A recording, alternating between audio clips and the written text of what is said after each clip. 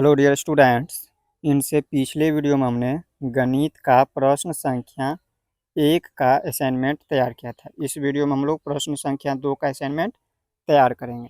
तो देखिए, सबसे पहले क्या होता है, असाइनमेंट हम कैसे तैयार करते हैं। तो सबसे पहला पेज में हम क्या करते हैं, इस तरह से इतना लिख देते हैं। पहला पेज में आप लोगों को लिख देना है पहला नाम, इसके बाद वर्ग, इसके बाद क्रमांक, इसके बाद विषय और इसके बाद लास्ट स्कूल का नाम। इतना आप लोगों को लिख देना है। और दूसरा पेज से क्या करना है, आप लोगों को इनको लिखना है। ये जो दिया हुआ है कार्यदत्त, इसको अंग्रेजी में कहते हो असाइनमेंट वर्क। तो हम किस विषय का असाइनमेंट तैयार कर रहे हैं, तो गणित का तैयार कर रहे हैं। तो यहाँ पे लिख देंगे गणित। और इसके बाद देखिए, यहाँ पे गणित का जो है प्रश्न संख्या 1 का हम असाइनमेंट तैयार कर चुके हैं। ये हमारा प्रश्न संख्या 2 है। तो देखिए, प्रश्न संख्या 2 में क्या कह रहा है समझिए। कह रहा है चार्ट पेपर पर भिन्न भिन्न प्रकार के चतुर्भुज बनाइए और इन्हें विभिन्न आकर्षक रंगों से रंगिए। देखिए, प्रश्न कह रहा है सबसे पहला क्या करना है, आप लोगों को एक चार्ट पेपर लाना है। चार्ट पेपर आप लोगों को बुक स्टोर यानी कि किताब की दुकान पे मिल जाएंगे, वहाँ से आप लोगों को एक चार्ट पेपर ले लेना है। और इसके बाद कह रहा है आगे भिन्न भिन्न प्रकार के यानी कि अलग अलग प्रकार के क्या करना है, आप लोगों को चतुर्भुज बनाना है। ये हमारा देखिए चतुर्भुज दिया हुआ है। ये जो दिया है चतुर्भुज क्या होता है, चार भुजाएं से मिलकर बंद आकृति, वो हमारा चतुर्भुज होता है। तो देखिए, इसमें चार भुजाएं हैं। पहला, ये दूसरा भुजा, ये तीसरा भुजा और ये हो गया चौथा भुजा। इसमें चार भुजाएं हैं और ये बंद घिरी आकृति है। ये हमारा चतुर्भुज है। जिसमें भी चार भुजाएं से हो और वो घिरी हुई आकृति हो, इस तरह से बंद और घिरी आकृति हो, वो हमारा चतुर्भुज होता है। ये चतुर्भुज कह रहा है बनाने के लिए।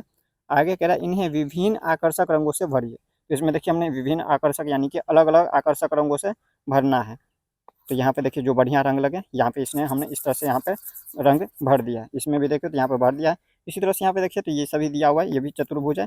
इसमें भी देखिए तो यहाँ पे रंग भर दिया इस तरह से, ये सभी रंग इस तरह से भर दिया बढ़िया से। तो यहाँ पे आप लोगों को क्या करना है, रंग भर लेना है। तो हमने इस तरह से रंग भर लिया है। अब आगे समझिए इसमें क्या करना है। तो सबसे पहले हमें क्या करना है, आगे यहाँ पे प्रश्न क्या कह रहा है, कह रहा है साथ ही इन चतुर्भुजों के क्या क्या नाम होते हैं वो भी आप लोगों को बताना है। तो देखिए, समलम चतुर्भुज जैसे पहला है। देखिए, हम इस चतुर्भुज का नाम भी लिख दिए। ये कौन सा चतुर्भुज, चतुर्भुज तो है, इसमें चार भुजाएं से मिलकर बनाए तो ये चतुर्भुज तो है, लेकिन इसका कुछ नाम होगा। तो देखिए, ये जो चतुर्भुज है ये हमारा समलम चतुर्भुज है। तो यहाँ पे हमने नाम लिख दिया समलम चतुर्भुज, इसको अंग्रेजी में कहते हो ट्रेपेजियम। इसी तरह से यहाँ पे देखिए, ये भी चतुर्भुज है, ये भी क्या एक चतुर्भुज है। तो इस चतुर्भुज में ये कौन सा चतुर्भुज था, ये हमारा पतंग है। ये कौन सा चतुर्भुज है, ये हमारा पतंग है। इसी तरह से यहाँ पे देखें तो बहुत सारा चतुर्भुज है, ये सभी चतुर्भुज है। ये हमारा कौन सा चतुर्भुज है, तो ये हमारा समांतर चतुर्भुज है। इसी तरह से यहाँ पे देखें तो ये जो दिया है चतुर्भुज, ये कौन सा, तो ये हमारा समचतुर्भुज है। आगे आप लोगों को समझ आएगा। यहाँ पे देखिए आगे क्या कह रहा है प्रश्न में, और इनके गुणधर्म क्या होते हैं पता लगाइए। अब इनके गुणधर्म का भी क्या करना है, आप लोगों को पता लगाना है। इसका गुणधर्म देखिए हमने लिख दिया यहाँ पे, ये होता है इसका गुणधर्म या फिर इसे ही हम गुण कहते हैं। तो देखिए, जैसे यहाँ पर ये जो समलम चतुर्भुज दिए हैं, ये जो आकृति हम बनाया है इस तरह से समलम चतुर्भुज का, तो इसका गुण क्या होता है समलम चतुर्भुज का, ये भी आप लोगों को समझाना है। तो यही हमने लिख दिया यहाँ पे। देखिए, पहला गुण हमने क्या लिखा है, पहला लिखा है हमने भुजाओं का एक युग्म, युग्म मतलब होता है जोड़ा, एक जोड़ा समांतर होती है। देखिए, यहाँ पे समलम चतुर्भुज में क्या होती है, भुजाओं का एक युग्म यानी कि दो भुजाएं क्या होती है, आपस में समान होती है।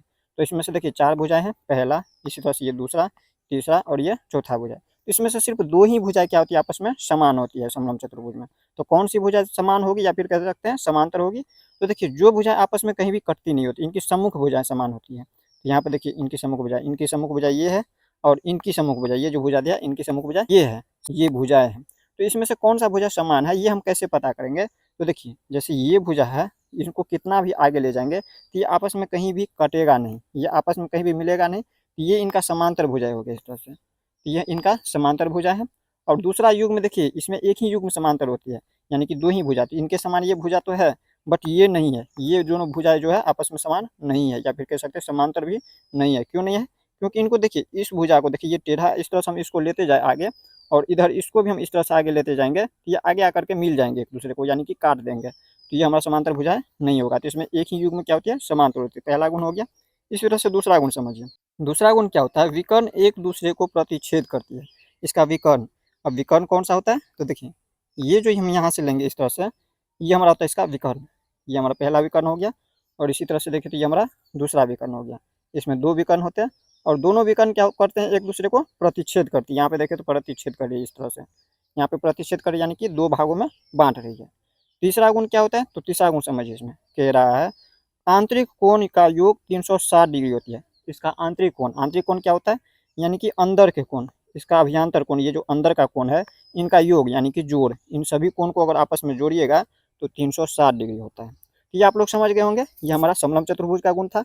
इसी तरह से अब हम देखेंगे पतंग का गुण। अब देखिए पतंग में क्या होता है, इसका देखिए पहला गुण क्या है, आसन भुजाओं के दोनों युग्म बराबर होती है। अब आसन भुजा कौन सी होती है, देखिए सम्मुख भुजा, इनके सामने की भुजा ये है तो ये हमारा सम्मुख भुजा है। अब आसन भुजा जैसे इसमें देखे समलंब में, तो इनकी आसन भुजा कौन सा होगा, तो ये है इनकी आसन भुजा, इनका आसन भुजा जो है ये है। ठीक इसी प्रकार इसमें भी देखना आसन भुजा है। अब देखिए इसमें यहाँ पर देखिए तो इनकी सम्मुख भुजा ये होगा और इनकी सम्मुख भुजा देखे तो ये है, इनकी सम्मुख भुजा ये और इनकी सम्मुख भुजा ये। लेकिन आसन भुजा कहे तो आप लोगों को याद रखना है एक ही भुजा से दूसरा भुजा यहाँ पे सटा हुआ हो। जैसे देखिए इन भुजाओं से ये हमारा पहला भुजा और इसी तरह से ये दूसरा भुजा एक दूसरे के ये नज़दीक में है, सटा हुआ है, तो ये होता है आसन भुजाएं। तो इनके आसन भुजाएं कौन सा हो जाएंगे, ये होंगे, और इनके आसन भुजाएं हो जाएंगे ये भुजा। ये दोनों आसन भुजाएं हैं और इधर से इनका आसन भुजाएं ये हो गया। तो ये आसन भुजाएं, तो ये आसन भुजाएं क्या होती है, इनकी युग्म दोनों बराबर होती है। यानी कि अगर मान लीजिए ये दिया है 5 सेंटीमीटर का, तो ये भी भुजा हो जाएंगे 5 सेंटीमीटर का, और ये भुजा अगर 5 सेंटीमीटर का तो ये भी भुजा 5 सेंटीमीटर का। तो इतना आप लोगों को याद रखना है। अब इसी तरह से दूसरा गुण क्या होता है पतंग का, तो दूसरा गुण समझिए, विकर्ण एक दूसरे पर लंब यानी कि 90 डिग्री होता है। लंब का मतलब होता है 90 डिग्री होता है। विकर्ण आप लोगों को हम समझा चुके हैं, ये जो है इस तरह से होता है विकर्ण। ये क्या है, विकर्ण, और इस पे क्या होता है, लंब होता है, यानी कि 90 डिग्री का कोण बनता है। इस तरह से आप लोग दूसरा गुण भी समझ गए। अब तीसरा गुण समझिए, ये जो दिया है तीसरा गुण कह रहा है विकर्ण एक दूसरे को समद्विभाजित करते हैं। इसका विकर्ण जो है ये एक दूसरे को क्या करते हैं, समद्विभाजित, यानी कि दो बराबर भागों में बांटते हैं। तो इस तरह से आप लोग पतंग का भी गुण समझ गए। अब हम समझते हैं यहाँ पे समांतर चतुर्भुज का गुण।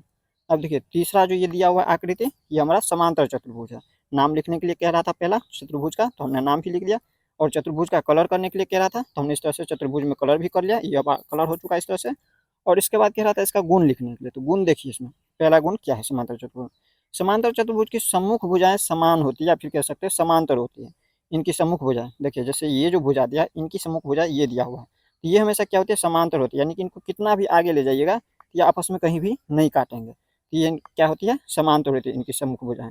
इसी तरह से यहाँ पे देखें तो ये इनकी सम्मुख भुजाएं, ये जो भुजा दिया है इनकी सम्मुख भुजा ये हो गया, तो ये भी क्या होती है, समांतर होती है। इसको भी कितना आगे ले जाइएगा और कितना भी इधर ले जाइएगा तो ये आपस में कहीं भी काटेंगे नहीं, तो ये भी क्या होती है, समांतर होती है। तो इनकी सम्मुख भुजा समझ गए आप लोग, यानी कि सामने की भुजा क्या होती है, समांतर होती है समांतर चतुर्भुज में। दूसरा गुण क्या होती है, तो सम्मुख कोण समान होती है। सम्मुख कोण, इनकी सम्मुख कोण क्या होती है, समान होती है, यानी कि एक कोण अगर 90 डिग्री का, तो यहाँ पे इनके सामने की कोण कौन सा हो गया, ये हो गया, ये कोण भी 90 डिग्री का।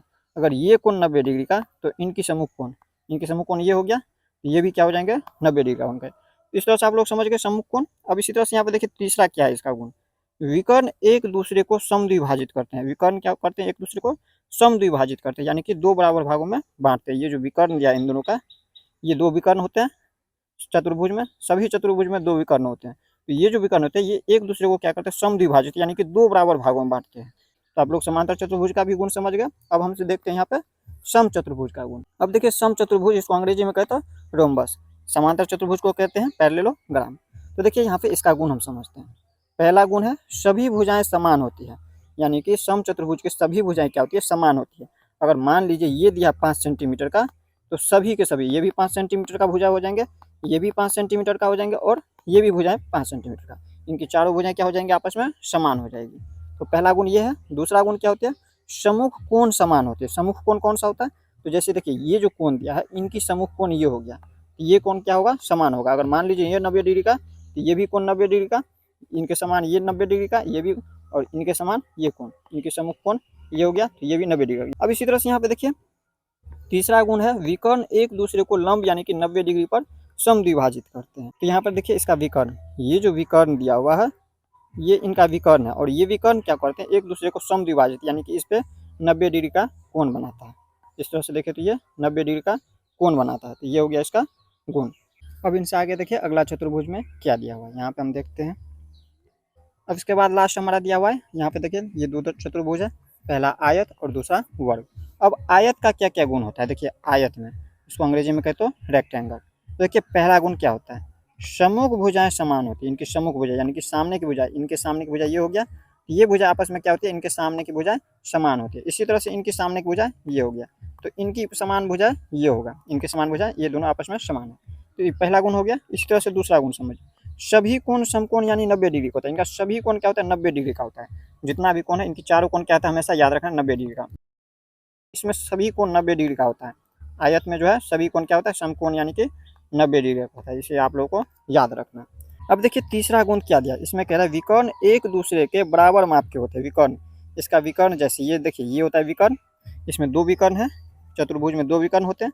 तो इनका विकर्ण जो है अगर मान लीजिए एक दिया है, एक विकर्ण अगर 5 सेंटीमीटर का, तो दोनों विकर्ण क्या हो जाएंगे 5 सेंटीमीटर का, ये भी विकर्ण हो जाएंगे 5 सेंटीमीटर का। इनका विकर्ण क्या होता है, बराबर माप के होते हैं। अब इसी तरह से यहाँ पे देखिए वर्ग का लास्ट है वर्ग। अब वर्ग इसको अंग्रेजी में कहते हो स्क्वायर। अब देखिए स्क्वायर का गुण क्या होता है, सभी भुजाएं समान होती है। अब देखिए स्क्वायर में वर्ग में क्या होती है, इनकी सभी भुजाएं, इनकी चारों भुजाएं क्या होती है, आपस में समान होती है। मान लीजिए एक भुजा, ये भुजा अगर दिया है 5 सेंटीमीटर का, तो सभी के सभी ये भी भुजा हो जाएंगे 5 सेंटीमीटर, ये भी भुजा हो जाएंगे 5 सेंटीमीटर, और ये भी भुजा हो जाएंगे 5 सेंटीमीटर। इनका सभी भुजा 5 सेंटीमीटर का। अब इसी तरह से दूसरा गुण समझिए। दूसरा गुण क्या है, सभी कोण समकोण यानी 90 डिग्री का होता है। इनका सभी कोण जो है, जिस तरह से आयत में सभी कोण 90 डिग्री का होता है, ठीक इसी प्रकार इनका सभी कोण क्या हो जाएंगे 90 डिग्री का। इनका सभी कोण 90 डिग्री का। आयत में और वर्ग में क्या होता है, सभी कोण 90 डिग्री का होता है। इस तरह से हो गया 90 डिग्री। अब तीसरा गुण क्या है, तीसरा गुण समझ, विकर्ण एक दूसरे को लंब यानी कि 90 डिग्री पर समद्विभाजित करते हैं। इसका विकर्ण, ये जो विकर्ण बनता है ये क्या करता है, एक दूसरे को समकोण यानी कि 90 डिग्री पर, ये जो कोण दिया इस तरह से विकर्ण पे, ये हमारा 90 डिग्री का बनता है। तो इस तरह से आप लोग सभी का गुण समझ गए। नेक्स्ट वीडियो में हम लोग इनसे आगे देखेंगे। तो मिलते हैं नेक्स्ट वीडियो में। जय हिंद।